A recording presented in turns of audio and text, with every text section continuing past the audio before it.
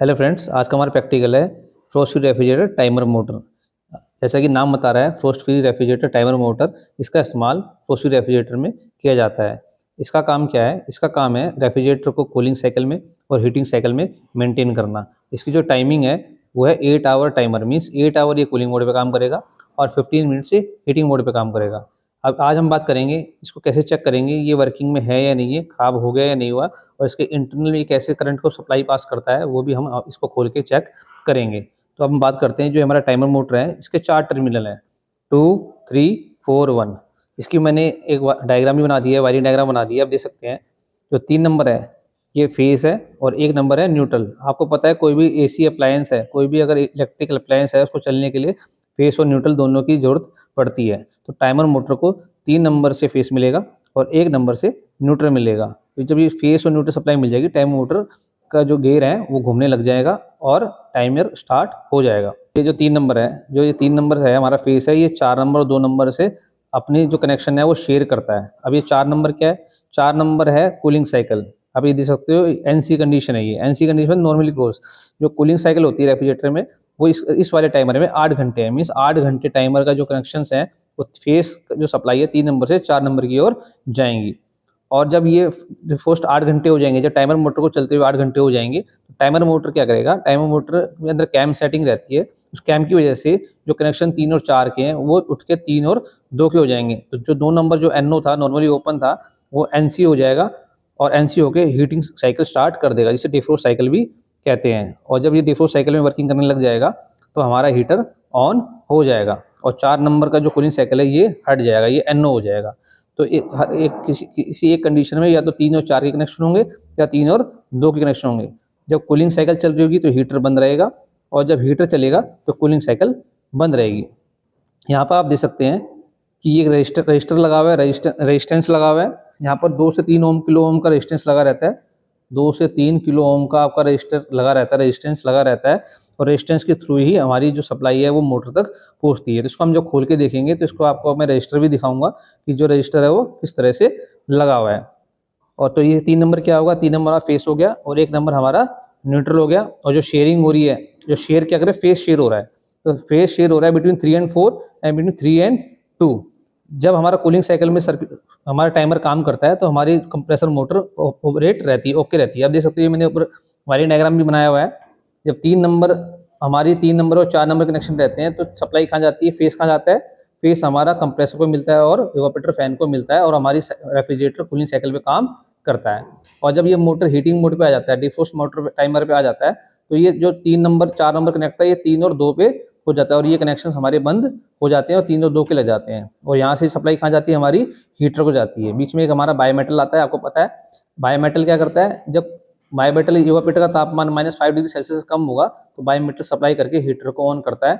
और जब टेम्परेचर दोबारा 10 डिग्री सेल्सियस आ जाता है तो बायोमेटल अपने कनेक्शन हटा के हीटर को जाने वाले फेस को हटा देता है और हीटिंग साइकिल को बंद कर देता है और टाइमर मोटर दोबारा से चल के हीटिंग मोड से कूलिंग मोड में इसको टाइमर को डाल देती है। अब हम बात करते हैं, इसको खोल के चेक करेंगे। पहले आप इसको चेक करेंगे बाहर से कैसे चेक करते हैं। हम टाइमर मोटर को हम चेक कर लेते हैं। जैसे कि आपने देखा 3 और 1 क्या है? 3 और 1, 3 से सप्लाई मिलती है, 1 से न्यूट्रल मिलता है। और 3 1 के बीच में क्या है?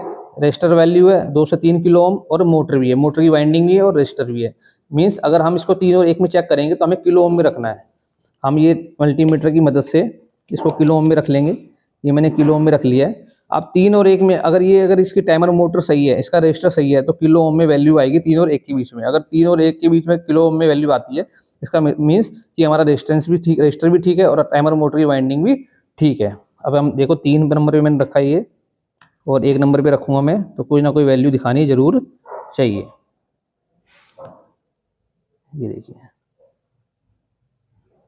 ये 3.49 किलो ओम, ये देखिए 20 किलो ओम पे मैंने रखा हुआ है और वैल्यू आ रही है 3.48 किलो ओम। दैट्स मीन्स जो हमारा जो टाइमर मोटर को फेस और न्यूट्रल मिल रहा है वो रजिस्टर से और वाइंडिंग से होके सही से मिल रहा है। बीच में कोई शॉर्ट सर्किट या ओपन सर्किट नहीं है। अगर ये बीच में कोई वैल्यू नहीं दिखा रहा है, इसका मतलब या तो हमारा रजिस्टर शॉर्ट हो चुका है, खराब हो चुका है, या हमारी वाइंडिंग जल के टूट के अलग हो गई है। तो आपको हमेशा 3 और 1 के बीच में किलो ओम में वैल्यू दिखाएगा।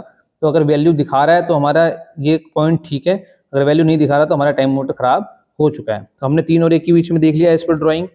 3 और 1 के बीच में हमने देख लिया, तो हमारा 3.48 किलो ओम दिखाया।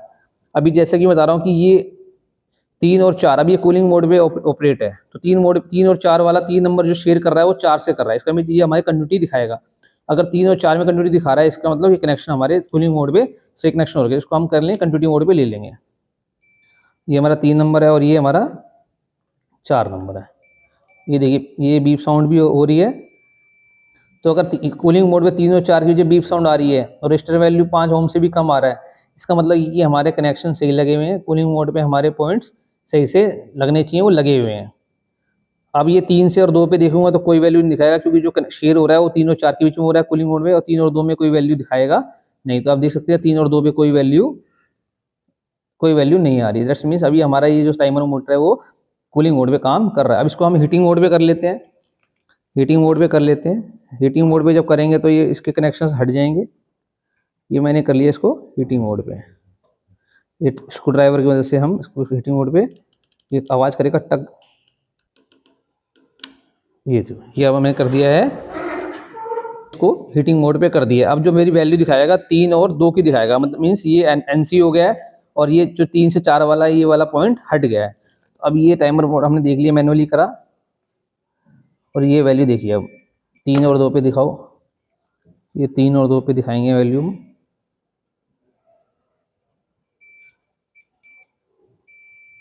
देखिए बीप साउंड आ रहा है और रेजिस्टेंस वैल्यू दिखा रहा है ये। तो इसका मीन बीप साउंड आ रहा है, रेजिस्टेंस वैल्यू दिखा रहा है, दैट्स मीन्स हमारा ये कनेक्ट हीटिंग मोड पे कनेक्शंस लग गए हैं। अब ये 3 और 4 के बीच कोई कनेक्शन नहीं दिखाएगा, लेकिन ओपन आ रहा है, मीन्स ये 3 और 4 आपस में हट चुके हैं। और जो रेजिस्टेंस वैल्यू मैंने दिखाई थी 3 और 1 की, ये चाहे कूलिंग मोड पे हो हीटिंग मोड पे हो, ये जो वैल्यू है ये वाली 3 और 4 की वैल्यू हमेशा दिखाएगा। तो आप दिखाते हैं ये हीटिंग मोड पे वैल्यू दिखाएगा, क्योंकि ये कनेक्शन 3 और 4 के हमेशा लगे रहेंगे। तो ये 3 और ये जब मैं हीटिंग मोड पे भी 3 और 1 के बीच में सप्लाई देखता हूँ किलो ओम में करके, तो आप देख सकते हैं कि 3 और 1 के बीच में मैंने थोड़ा उल्टा कर दिया है ताकि इस पर थोड़ा प्रेशर बन सके प्रोब्स का। तो 3 1 के बीच में भी आप देख सकते हैं 3.49 किलो ओम का रेजिस्टेंस दिखा रहा है। दैट्स मीन्स 3 और 1 का रेजिस्टेंस या कूलिंग मोड हो या हीटिंग हो, 3 1 के बीच में हमेशा रेजिस्टेंस वैल्यू किलो ओम में दिखाएगा। तो इसको चेक करने का तरीका आपको समझ में आ गया होगा। 3 1 के बीच में रेजिस्टेंस वैल्यू आनी चाहिए, और कूलिंग मोड में 3 और 4 के बीच में कंटिन्यूटी दिखानी चाहिए, और हीटिंग मोड में 3 और 2 के बीच में कंटिन्यूटी दिखानी चाहिए। तो हम खोल के देखेंगे इसमें क्या क्या चीज़ें हैं, इसको हम खोल के भी देख लेते हैं। अब इसको मैं खोलूँगा, ये हमने खोल दिया है इसको, ये देखिए हमने खोल दिया है। ये खोल के हमने, ये इसके 2 पार्ट्स हो गए हैं। एक ऊपर का पार्ट जिसमें टाइमर मोटर पूरी लगी हुई है, टाइमर मोटर को फेस न्यूट्रल पूछता है। ये 2 पॉइंट्स हैं जिसके थ्रू फेस और न्यूट्रल पूछता है। देखिए ये 2 पॉइंट दे रखे हैं ना, जो इससे कनेक्ट है। ये एक पॉइंट ये, एक पॉइंट ये। तो कैसे इसको फेस मिलता है और किस पॉइंट से न्यूट्रल मिलता है, मोटर को इस पॉइंट से मिलता है, देखते हैं। और ये छोटा सा गेयर है, गेयर से ये जो कैम है आपका, ये देखिए कैम, ये कैम है हमारा, ये अपनी शेप की वजह से जो कॉन्टैक्ट्स हैं, ये जो कॉन्टैक्ट्स लगे हुए हैं, इन कॉन्टैक्ट्स को ऑपरेट करता है, ये कैम है हमारा।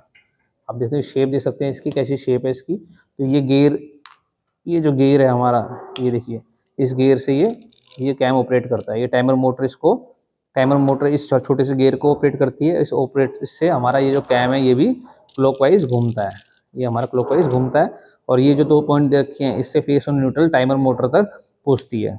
अब हम बात करते हैं इसकी पॉइंट्स की।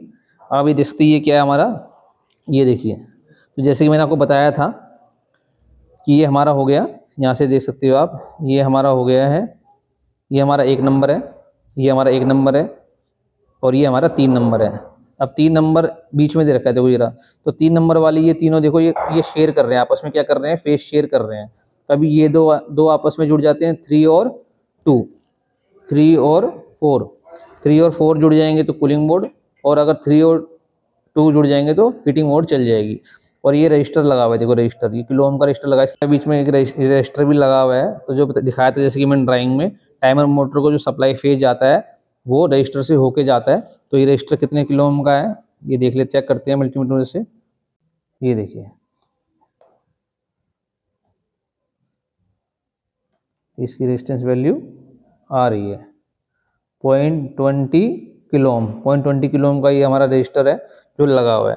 तो 1 नंबर पे हमने न्यूट्रल दिया, 3 नंबर पे हमने फेस दिया, ये हमारा 4 नंबर है कूलिंग साइकिल के लिए, ये 2 है हमारा हीटिंग साइकिल के। अब आप सोच रहे हो कि ये तो गैप है यहाँ पर, ये तो गैप है, तो कैसे मिल रहा है। जो सप्लाई है वो कैसे पहुंच रही है। अब यहाँ पर हमने 3 नंबर दिया, आप देख सकते हैं यहाँ पर हमने 3 नंबर दिया। 3 नंबर से हमारा रजिस्टर से होते हुए इस पॉइंट के थ्रू, इस पॉइंट से हमारा कहाँ जा रही है सप्लाई, इस पॉइंट से हमारी ये जो न्यूट्रल है, इस पॉइंट से हमारा न्यूट्रल पहुंच रहा है टाइमर मोटर तक। तो एक हमारा ये यहाँ पर लग जाएगा, एक जो हमारी पिन है, एक जो हमारी पिन है ये वाली, ये पिन हमारी यहाँ लग जाएगी। तो इस पॉइंट से हमें न्यूट्रल मिल जाएगा टाइमर मोटर को। और फेस जो ये वाली पिन है आपकी यहाँ लग जाएगी, ये पिन आपकी यहाँ लग जाएगी, इसके अंदर चली जाए, उसको बंद करेंगे तो पिन यहाँ लग जाएगी, यहाँ से फेस मिल जाएगा। और इस वाले पॉइंट से ऐसे रजिस्टर से होके यहाँ से न्यूट्रल होते हुए आपके, और इस पॉइंट से आपके टाइमर मोटर को भी न्यूट्रल मिल जाएगा। तो इन 2 पॉइंट के थ्रू हमारे फेस और न्यूट्रल टाइमर मोटर पहुंचता है। इस यहाँ से इस पिन, ये और ये पिन अटैच हो जाएगी, यहाँ से इसको न्यूट्रल मिल जाएगा टाइमर मोटर को। और 3 नंबर से होकर रजिस्टर से होते हुए इस पिन से हमारे टाइमर मोटर को फेस मिल जाएगा। तो ये हमारे कनेक्शंस होते हैं इस तरीके से। अब मैं कैम भी दिखाता हूँ आपको, कैम लगा के कैम किस तरीके से, हमारी कैम किस तरीके से इसको ये कैसे हमारे ये ऑपरेट होंगे। अब ये 3 और 2 लगे हुए हैं, दिखाओ 3 और 2 लगे हुए हैं, और इसको मैं दबाता रहूँगा। ये कैम अपनी पोजीशन से, ये पोजीशन है इसकी, और ये देखिए ये अभी बोलेगा, ये देखिए अब क्या कनेक्शन लग गए। अब 3 के और 2 के कनेक्शन हो गए, मीन्स जो सप्लाई है वो हीटिंग मोड पे जा चुकी है, और कूलिंग मोड का जो पॉइंट है वो अलग हो चुका है। अब थोड़ी सी टाइमर मोटर दोबारा घूमती रहेगी, तो दोबारा से 3 और 4 के कनेक्शन लग जाएंगे और हीटिंग मोड हट जाएगी। तो इस तरीके से हमारी टाइमर मोटर घूमती है और कनेक्शंस को अपनी शेप की वजह से, ये कैम है अपनी शेप की वजह से, ये अपनी शेप की वजह से, ये दोबारा से दिखाता हूँ मैं आपको, ये देखिए दोबारा से जो कनेक्शन है आपके 3 और 2 के लग गए हैं। इस कंडीशन में 3 और 2 के कनेक्शन लगे हैं, आप देख सकते हैं। और ये अब 3 और 4 के कनेक्शंस लग गए हैं। इस तरीके से कैम हमारे जो कॉन्टेक्ट्स हैं उनको शेयर करता है, मतलब जो फेस हमने 3 नंबर पे दिया है वो 3 नंबर से अगर 4 नंबर के लिए है तो कूलिंग साइकिल, और 3 से 2 के पॉइंट लगे हैं तो हीटिंग साइकिल। तो 8 घंटे कूलिंग साइकिल है और 15 मिनट हमारी हीटिंग साइकिल है। इस तरीके से हमारा जो टाइमर मोटर है वो काम करती है। तो मुझे लगता है आपको अच्छे से समझ में आ गया होगा कैसे हमारे टाइमर मोटर को फेस न्यूट्रल मिलता है। दोबारा बता देता हूँ, न्यूट्रल 3 नंबर से हमारे 3 नंबर से रजिस्टर से होते हुए इस पॉइंट से होते हमारे टाइमर मोटर को फेस मिल जाता है, और इस वाले पॉइंट से न्यूट्रल मिल जाता है। न्यूट्रल कैसे मिलेगा, ये वाला जो पॉइंट है ये इसके अंदर चला जाता है, जब हम इसको डालते हैं ऐसे करते हैं तो इस वाले पॉइंट से न्यूट्रल मिल जाता है, और इस पॉइंट से फेस हमारे टाइमर मोटर तक पहुँच जाता है। तो ये हमारा टाइमर मोटर की वर्किंग थी और इंटरनल हमारा स्ट्रक्चर था। अगर आपको मेरी ये वीडियो पसंद आई है तो प्लीज़ लाइक करें, शेयर करें, सब्सक्राइब करें। Thanks for watching.